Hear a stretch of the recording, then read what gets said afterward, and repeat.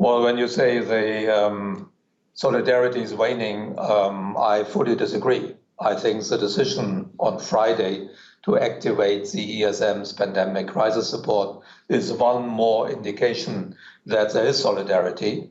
There's also solidarity in the actions coming from the other European institutions that I just described, from the European Investment Bank, from the European Commission, because all these three European institutions are designing their measures deliberately so that countries that suffer most from the corona crisis and or countries that don't have as much fiscal space as some others, that they benefit more. This is the design principle. So don't say solidarity is waning, and there will be more because the recovery fund will be presented at the end of the month will work in the same direction. But one can't even go one step beyond that. There were many ministers in the Eurogroup meeting on Friday evening who said we can call it solidarity, but it's really also self-interest, because it's in the interest of each of the euro area member state that the area as a whole functions well and that there's not excessive divergence and that we maintain a well-functioning single market.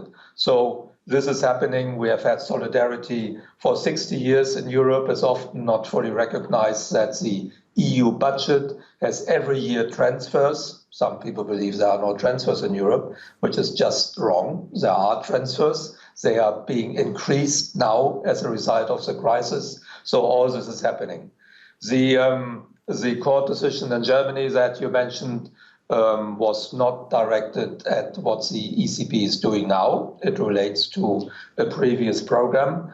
And I'm sure there will be a solution found between the different German institutions and the German Constitutional Court.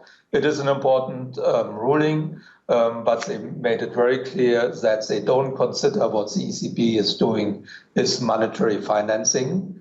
And that may sound a bit obscure, but in the euro area, this is a key definition of what is monetary financing, because that's not allowed.